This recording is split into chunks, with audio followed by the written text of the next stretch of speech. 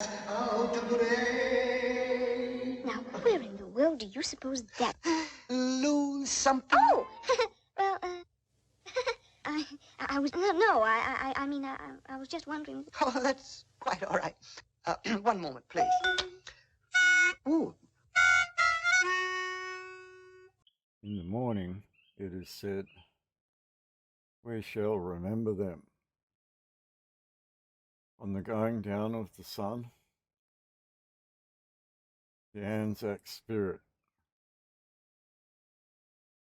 fathers of federation, the dawn service. Why are all these things linked to sunrise? What is a Western nation? What is an Eastern nation? What rises in the East and sets in the West? Why would the sun have set on a country? Why would we need to remember them at the dawn service so that in the morning they could be remembered lest we forget? What does any of this mean? Why is it all scripturally referenced? What is the dawn? Does the dawn appear on a new horizon? What is a horizon? What is the horizontal? Do new horizons occur at dawn? What is event horizon? When would event horizon have taken place? What would have started all of this off? How would this event horizon have been determined? What would have made the men of a Commonwealth of Australia defend a king's domain? Why would there be a king's domain surrounding botanical gardens and shrine of remembrance? What do all these things have in common? How are foundations determined that allow one to have a sovereign position in international waters? Their answers all lie around what we would call the Stone of Remembrance, where we were told to remember lest we forget. And lest is a very strong word. It kind of has a meaning of dire circumstances in that forgetting.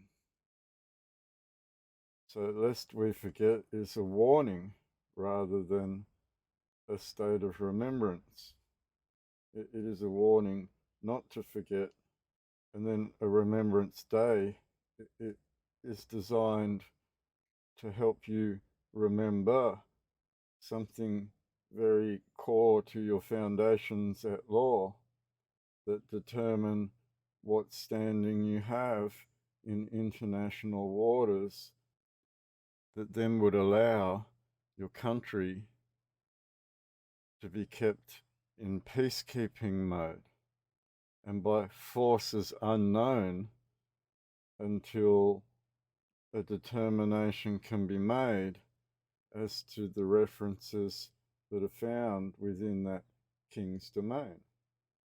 And this puts a specific set of rules on the table when it comes to the civilian population and the Australian Defence Force and the agents of the state governments.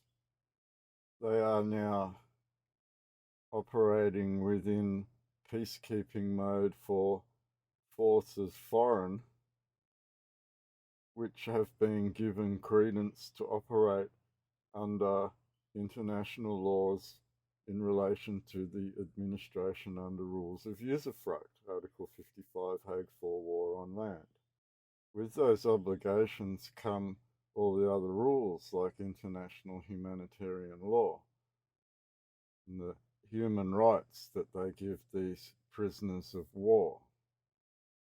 So it is in remembering that your role within this international stage could change, putting the burden on the administrator for not following those international humanitarian laws over the last 5 years. There are other instances that relate to torture specifically, but then there is lockdowns and further harm that they have caused peoples in their bid to enslave them further with a digitized economy that then would rely on the energy that they're all in energy crisis over at the moment to keep alive. No amount of battery banks that you install are going to be able to replace the fuel and energy generation that has occurred over the last 100 years. To think that you could go green and replace what would be essential service as national security would be asinine and insane. And that's basically what this government is proposing in its inability to finance anything right now, given that it has come to the end of usufruct or a total insolvency, relying on third-party partners to prop up that financial bucket. They've switched over to the reserve tank now and started to hand all title over to financial interests in a total privatization of everything that you are as the state. This is not to negate that state agents or people that are employed by the state, some of whom have suffered serious harm, injury in relation to these lockdowns, have a viable complaint to make in relation to what is essentially a administering power or peacekeeping force that is under international rules at which they have overstepped the line of in respect to the people of this country. It is the agents of the state that have enabled or helped this to occur. And it could now be said that just following orders is no excuse at law when these international humanitarian rights are concerned. And for the Human Rights Commission to remain so silent over Rule 92 in the last 5 years is completely absurd, given that they are indoctrinated by the state themselves, completely unaware of the curial standing that has happened in this country, acting as if they are merely unaware. It puts this whole entire international situation into a farce, given that international players have changed the entire landscape of your country economically and socially. And for someone to be able to do that in such a short amount of time, we're talking months and years, and by sheer force of the jackboot or the army and the police on your streets, there is an obvious, to be so accepting of what would be considered your public service is beyond me.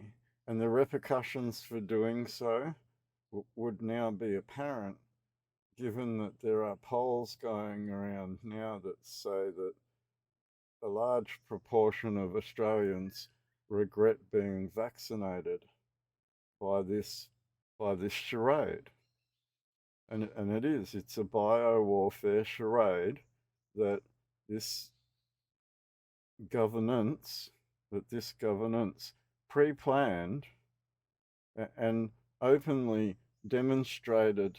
So There is a lot to be said for what is considered to be a curial right, and a right that is able to be flexed under the international laws called self-determination of a people, returning back to their former selves, recognizing that that former self is being managed by a peacekeeping force, which would include the state police. Chorus. It was brillig, and the slithy toves did a gyre and a gimble in the wave. Why, you're a cat. A Cheshire cat, all a mimsy, o'er the border goes. Oh, wait. Don't go, please. Very well. Third chorus. Oh, no. Oh, thank you, but I just wanted to ask you which way I ought to go. Well, that depends on where you want to get to. Oh, it really doesn't matter. As long as I can... Then it really doesn't matter which way you go.